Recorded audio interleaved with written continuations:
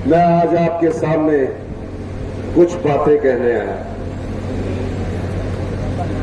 बंगाना मेरी विधानसभा से लगता विधानसभा क्षेत्र। मैंने जीवन में कभी कल्पना भी नहीं की थी कि मेरी विधानसभा से लगता विधानसभा क्षेत्र से जब वो चुनाव लड़ रहे थे उनके लिए काम भी किया कि वो जब विधायक बनेंगे तो राजनीतिक मंडी में बिकेंगे। दुख इस बात का होता है कि इस 75 साल के इतिहास के बाद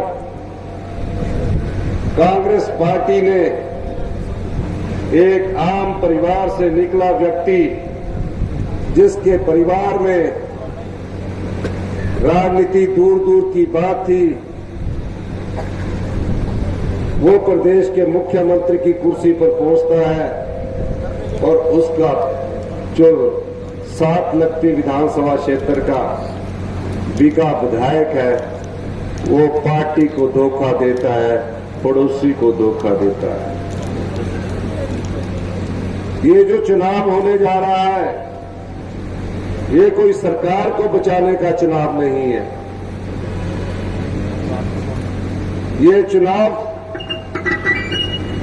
उस पार्टी को सबक सिखाने का है जिस पार्टी ने जनता की भावनाओं से सौदा किया। अगर कोई बोले कि ये चुनाव सरकार का है तो वो गलत बोल रहा है, झूठ बोल रहा है। हमारी सरकार अगले 3.5 साल, आम लोगों की सरकार अगले 3.5 साल आपका पूरा कार्य पूरा करेगी, कार्यकाल पूरा करेगी। विधायक लोकसभा का चुनाव लड़ा रहे हैं जिसमें मंडी पार्लियामेंट से विक्रमादित्य जी और शिमला पार्लियामेंट से विनोद सुल्तानपुरी जो दोनों विधायक हैं उनको चुनाव लड़ा रहे हैं। कहते हैं कि 4 जून को 2 सरकारें बनेगी, एक दिल्ली में बनेगी, एक हिमाचल प्रदेश में बनेगी। वो क्यों ऐसी बात कहते हैं? वो इसलिए कहते हैं जो हिमाचल प्रदेश में ये 4 लोकसभा और 6 विधानसभा सीटों पर चुनाव होने जा रहे हैं, वो ये जान गए हैं कि ये चुनाव जनता लड़ रही है और जहां चुनाव जनता लड़ती है कोई भी तानाशाह, कोई भी अहंकारी लीडर अगर इस प्रकार की बात करेगा तो बड़े से बड़े तानाशाह, बड़े से बड़े अहंकारी लीडर को उखाड़ फेंकेगी। क्या बिके हुए विधायक? और मैं भारतीय जनता पार्टी के ईमानदार कार्यकर्ताओं से भी अनुरोध करने जा रहा हूं। भारतीय जनता पार्टी के कार्यकर्ता भी ईमानदार हो रहे। ये पार्टी धारित नहीं है। भारतीय जनता पार्टी के ईमानदार कार्यकर्ताओं को भी ये सोचना चाहिए 3.5 साल वो व्यक्ति चुनाव लड़ रहा है जो राजनीतिक मंडी में बिका है। आपके बगैर पूछे आपका टिकट लेकर आ गया, वो कहीं भी बिक जाएगा, फिर आप उसका जोड़ा उठा के चलोगे। अभी समय है, अभी कांग्रेस की सरकार 3.5 साल है। हमने आपके सामने 2 प्रत्याशी खड़े किए हैं, इन पर कोई उंगली नहीं उठा सकता, इन पर कोई उंगली नहीं उठा सकता। एक पूर्व सैनिक का बेटा उन्ना से है सतपाल रायजादा जी, इसके पक्ष में अधिक से अधिक वोट डालेंगे। हाथ खड़ा करके बताइए, ताली भी मारिए। एक पूर्व सैनिक का बेटा ये जानता है और ये भी पूर्व सैनिक के बेटे हैं, ये दोनों जानते हैं कि अग्निवीर का दर्द हम परिवारों को कैसा लगा। हमारा तो सैनिक बहुल क्षेत्र है, जनसंख्या के अनुपात से सबसे ज्यादा परमवीर जीतने वाले हम वीर भूमि के हिमाचल के लोग हैं।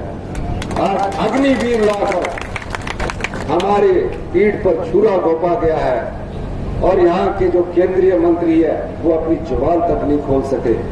इसलिए संसद में आप अधिक से अधिक सतपाल राजद जी के पक्ष में वोट दीजिए। ये जो चुनाव है ये पार्टी आधारित ना होकर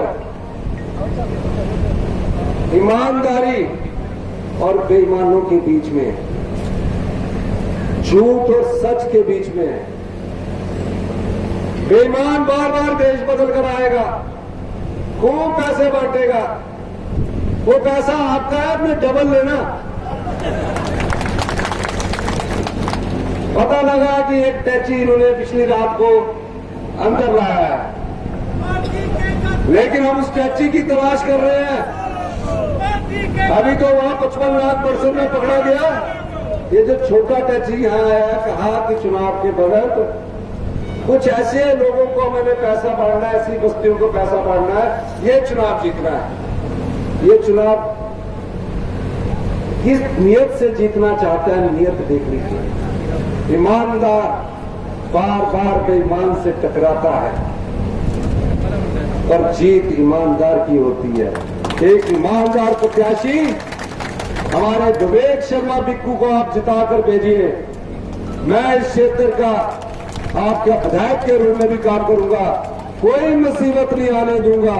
14 महीने में बार बार ये बिके हुए विधायक को मैं भगवाना होने के लिए बोलता रहा, इसने मुझे यहाँ नहीं लाया, यहाँ मैं आऊंगा। एक ऐसा छवि वाला, एक ऐसा व्यक्ति जिसने पार्टी के लिए काम किया, पिछले 15 साल से आपकी सेवा में काम कर रहा है, तो आप क्या इनको जिताएंगे? हाथ जोड़ करके तो ताली मारेंगे।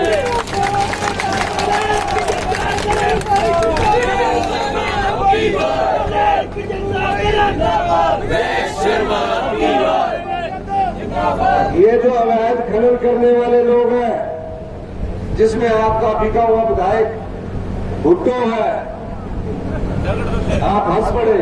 इतनी अधिक वोटों से आपने अपने वोटों से कूट कर उसमें वोट डाले हैं। मैं ये क्यों कह रहा हूं? मैं ये इसलिए कह रहा हूं, बंगाणा की खड्डे भी पत्थर ही नहीं रहा, दिखता है बंगाणा की खड्डों में। ये संपदा आप लोगों की है। यह अवैध खनन जो है, इसको तुरंत प्रभाव से हम बंद करेंगे, आने दीजिए। और ये जो आपका पैसा लूट कर 50,000 महिला मंडल में 1 लाख शादी में देते हैं, वो अपनी जेब से नहीं देते। अपनी जेब से देना होता तो आपदा में देते ना। आपदा में तकलीफ हुई,